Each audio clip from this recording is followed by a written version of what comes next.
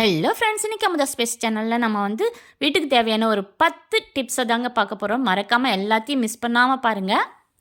இப்போ first tip என்ன அப்படின்னு பார்த்தீங்கன்னு சொன்னால், மத்தாப்பு குச்சி நம்ம கம்பி இருக்கு இல்லையா, நம்ம பட்டாசு வெடிச்சிட்டு மீதி இருக்கும் அந்த கம்பியை எப்படி ரீயூஸ் பண்ணலாம் அப்படின்றதுக்காக தான் இந்த வீடியோ நான் போட்டிருக்கேன் பாருங்கள். ஃபஸ்ட்டு அந்த மத்தாப்பு கம்பியில் ஒரு 15 சென்டிமீட்டர் இருக்கிற கம்பி நான் எடுத்துக்கிட்டேன். அதில் பார்த்தீங்கன்னு சொன்னால் அந்த பீட்ஸ் எல்லாம் கோர்த்தாச்சு.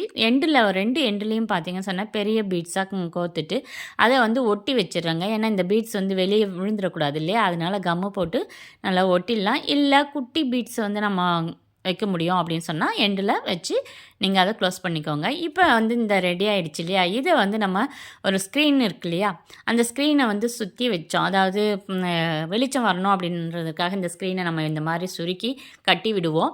அதுக்கு இந்த மத்தாப்பு குச்சியை பயன்படுத்தலாம். எப்படி இருக்குன்னு சொல்லுங்கள்.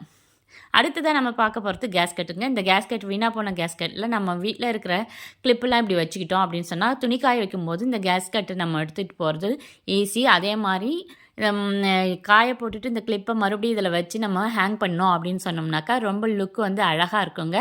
இதை நான் பக்கத்து வீட்டில் ஒருத்தவங்க செஞ்சாங்க, அதை பார்த்துட்டு தான் செய்தேன். எங்கள் வீட்டில் இருந்த கிளிப் கொஞ்சம் தான் அப்படின்றதுனால கொஞ்சமாக போட்டு காமிக்கிறேன். இதை சுற்றி நீங்கள் நிறைய கிளிப் வைக்கும்போது செவரில் வச்சிங்கன்னு சொன்னால் அதுவே ஒரு அழகாக இருக்கும். அடுத்த டிப்ஸ் பார்த்தீங்க அப்படின்னு சொன்னாக்கா, நம்ம கண்ணாடிலாம் அடிக்கடி போட்டு கழட்டும் போது மூக்காண்டு இருக்கிற இடம் லூஸ் ஆகிடும். அந்த நெட்டு லூஸ் ஆகி கீழே விழுற மாதிரி இருக்கும். இல்லை காது கிட்ட பார்த்தீங்கன்னு சொன்னால் விரிஞ்சிருக்கும். இதை அடிக்கடி நம்ம கடையில் கொண்டு போய் சரி பண்ண முடியாது. அதனால இந்த மாதிரி ஸ்க்ரூ அது குட்டி ஸ்க்ரூங்க, அது எனக்கு கிடச்சிது. அதை வச்சு நான் அடிக்கடி இந்த மாதிரி ஸ்க்ரூ எல்லாம் சின்னதாக இருக்கிறதெல்லாம் டைட் பண்ணிக்கிறேன். இதே நம்ம எங்கெல்லாம் இந்த குட்டியாக ஸ்க்ரூ இருக்கோ அந்த இடத்துக்குலாம் நம்ம இதை யூஸ் பண்ணிக்கலாம். ஒரு பக்கம் நல்லா 4 கார்னர் இருக்க மாதிரி இருக்கும், இன்னொன்று நார்மல் ஸ்க்ரூ ட்ரைவர் மாதிரி இருக்கும். யூஸ் பண்ணி பாருங்கள். அடுத்த டிப்ஸ் பார்த்தீங்க அப்படின்னு சொன்னால், அதே மாதிரி நம்ம ஒரு கேஸ்கெட்டில் இந்த மத்தாப்பு கம்பி இருக்கு இல்லையா, அதை எஸ் ஷேப்பில் வச்சுட்டோம் அப்படின்னு சொன்னால் இந்த மாதிரி கீ ஹோல்டரு இல்லை கரண்டி அது எல்லாமே தொங்க விடுறதுக்கு நம்மளுக்கு யூஸ் ஆகுங்க. அடுத்த டிப்ஸ் பார்த்தீங்க அப்படின்னு சொன்னாக்கா, இந்த டேப்பு தாங்க. இதில் என்ன ஸ்பெஷல் அப்படின்னு பார்த்தீங்கன்னாக்கா, ஆணியே அடிக்க தேவையில்லைங்க, நல்லா ஒட்டுது. நான் யூஸ் பண்ணிட்டு தான் இருக்கிறேன். என்னுடைய கிராஃப்ட் எல்லாமே இதை வச்சு தான் யூஸ் பண்ணுறேன். பாருங்கள், க்ரோ டேப்புன்னு இது 85 ருபீஸ் தான். ரீயூசபிள், அதாவது எடுத்துகிட்டு கழுவி மறுபடியும் ஒட்ட வைக்கிற அளவுக்கு இருக்குது. அதனால் நீங்கள் இதை கண்டிப்பாக யூஸ் பண்ணிக்கலாம். அடுத்தது பார்க்க போகிறது என்னன்னு பார்த்தீங்கன்னு சொன்னால், கத்திலாம் அடிக்கடி மகிடுது இல்லையா, அதை ஷார்ப் பண்ணுறதுக்கு நான் கடைக்கு போயிருந்தேன். அப்போ இது தாங்க கிடச்சிது. இது 90 ருபீஸ் தான் வந்தது. இந்த மாதிரி தேய்ச்சி நம்ம பண்ணோம் அப்படின்னு சொன்னால் ஷார்ப் ஆகிடுதுங்க. நான் யூஸ் பண்ணி பார்த்துருக்கேன். அதனால தான் உங்களுக்கு இதை ரெக்கமெண்ட் பண்ணுறேன். இது எல்லா கடைகள்லேயும் கிடைக்குது. நீங்கள் வாங்கி யூஸ் பண்ணி பாருங்கள். நல்லா ஷார்ப் ஆகுதுங்க. கொஞ்சம் நல்லா தேய்ச்சிட்டு அங்கே பக்கத்தில் இருக்குல்லையா, அதில் பட்டை தேய்க்கிற மாதிரி தேய்ச்சோம் அப்படின்னு சொன்னால் ரொம்பவே நல்லாயிருக்கு. இப்போலாம் சாணம் பிடிக்கிறவங்க வர்றதில்லை இல்லையா, அதனால் நம்மளுக்கு இதனுடைய யூஸ் ரொம்பவே இருக்குது. நான் இதை நல்லா ட்ரை பண்ணி பார்த்ததுனால உங்களுக்கு ஒரு சிலதெல்லாம் சொல்கிறேன், பார்த்துக்கோங்க. இந்த வீடியோவில் பார்த்தீங்க அப்படின்னு சொன்னாக்கா, நான் இப்போ அடுத்ததாக பார்க்க போகிறது என்ன அப்படின்றத பார்க்கலாம். இது ரேட் கில்லர் தாங்க. எங்கள் வீட்டில் எலி இருந்தது. அதாவது ரேட் க்ளூ பேடு, இது ஒரு பேடு தான். ஒரு அட்டை பிரித்து வச்சோம் அப்படின்னு சொன்னால் எலி மாட்டோம். எங்கெல்லாம் எலி வருதோ அந்த இடத்த நம்ம இதை பிரித்து வச்சுட்டோம் அப்படின்னு சொன்னாக்கா அது ஒட்டிக்கிச்சின்னு சொன்னால் அதால் தப்பிக்க முடியலங்க. நான் யூஸ் பண்ணி பார்த்துருக்கேன். கண்டிப்பாக நல்லா இருக்குது, வாங்கி பாருங்கள். 50 ருபீஸ் தான் ஒரு பேடு. கண்டிப்பாக எப்படி இருக்குது அப்படின்றது நீங்கள் எனக்கு கமெண்ட் பண்ணுங்கள்.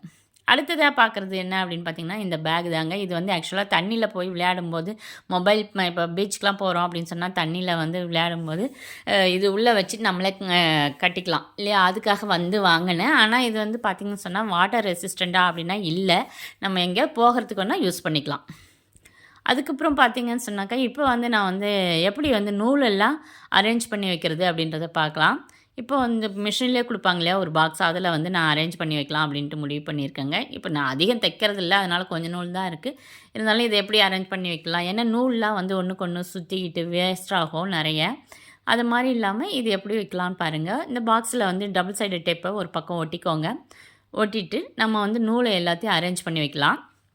இந்த மாதிரி பிரிஞ்சிருக்கு இல்லையா, அந்த நூலை அந்த டேப்பில் ஒட்டுற மாதிரி வச்சிங்க அப்படின்னு சொன்னாக்கா அது பிரியாமையும் இருக்கும், கீழே விழாமையும் இருக்குங்க. அப்போ பார்த்தீங்கன்னு சொன்னால் நீங்கள் எப்படி வச்சிங்களோ அதே மாதிரியே இருக்கும். நூல் வேஸ்ட் ஆகிறது ரொம்பவே தடுக்கலாங்க. பாருங்கள், இந்த மாதிரி நம்ம டேப் ஒட்டிட்டு இப்படி ஒட்டிடலாம். நீங்கள் சைடில் எல்லாத்தையும் ஒட்டிக்கலாம். இல்லைன்னு சொன்னாக்கா ஒரு அட்டையாக பிரித்து பார்ட்டாக வச்சு நம்ம யூஸ் பண்ணலாங்க. பாருங்கள்,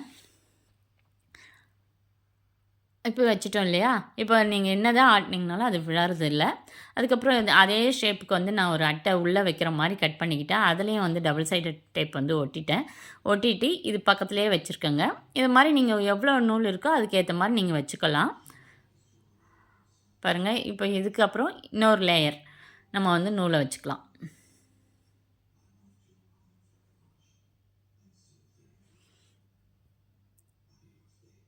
இந்த டிப்ஸ்லாம் வந்து ரொம்பவே யூஸ்ஃபுல்லா இருக்கும். நீங்க இது மாரி நெறைய டிப்ஸ் வேணும் அப்படின்னு சொன்னா, என்னுடைய சேனல மறக்காம சப்ஸ்கிரைப் பண்ணி பாருங்க. உங்களுக்கு ஏதாவது வேணும்னாலும் கமெண்ட் பாக்ஸ்ல கேளுங்க. இப்போ பாருங்க இது விழவே இல்ல. அது மாரி நூலும் பிரியவே பிரியாது. வேணுன்னும்போது எடுத்துக்கலாம். அடுத்ததா ஒரு டிப்ஸ் என்ன அப்படின்னு பார்த்தீங்கன்னு சொன்னா, நம்ம வீட்ல யூஸ் பண்ற ஸ்க்ரப்பு தாங்க. பாத்திரம் தேய்க்கிறதுக்கு யூஸ் பண்ணுவோம். அது வந்து அதில வச்சோம் அப்படின்னு சொன்னா, அந்த லென்த் கரெக்ட்டா இருக்கு. நான் கட் பண்ணல. உங்களுக்கு தேவைப்படுற மாரி வச்சுக்கோங்க. அத வந்து ஊசி வைக்கிறதுக்கு வச்சுக்கலாம். நம்ம ஊசி எங்கேயாவது வச்சுட்டு தேடிட்டே இருப்போம் இல்லையா? இங்க வச்சுட்டீங்கன்னு சொன்னா, நல்லா குத்தி விடும்போது அது வந்து கீழ விழறதில்ல. நல்லாவே இருக்கு. நம்மளும் ஹோல்ட் பண்ணுறதுக்கு ரொம்ப ஈஸியா இருக்குது. இந்த ஹோல்ட் பண்ணதுக்கு அப்புறம் பார்த்தீங்கன்னு சொன்னா, இந்த லென்த்து வெளிய நீட்டிட்டு இருக்கா, அங்க வந்து நம்ம வந்து இந்த பாபின் கேஸ் இருக்குல்ல, அந்த இதெல்லாம் வந்து வச்சிடலாங்க. இது பார்த்தீங்கன்னு சொன்னா, ஷேக் ஆகாம அப்படியே அப்படியே நிக்கும். நம்மளுக்கு ஊசி வைக்கிறதுக்கும் ஸ்டாண்ட் வந்தது. இந்த கேஸ் வைக்கிறதுக்கும் வந்து யூஸ்ஃபுல்லா இருக்கும். பாபின் வைக்கிறதுக்கும். அது மட்டும் இல்லங்க. இப்போ அப்படி இல்ல நம்ம இந்த இது ஊசிய வந்து வேற எப்படி வைக்கலாம் அப்படின்னு பார்த்தீங்கன்னு சொன்னா, நம்ம வந்து இந்த பபிள் கம்லாம் சாப்பிடுவோம் இல்லையா? டபுள் மின்ட் டப்பாலாம் இருக்கும். டிக் டாக் டப்பாலாம் இருக்கும். அதுலயும் வந்து ஊசி போட்டு நம்ம சேவ் பண்ணி வைக்கலாங்க. இது எங்கேயுமே தொலையாது. இடத்தையும் வந்து அடைச்சுக்காது. ரொம்ப நல்லா சேவ் பண்ணலாம். உங்களுக்கு பிடிச்சிருந்தா மறக்காம சப்ஸ்கிரைப் பண்ணி ஷேர் பண்ணிடுங்க.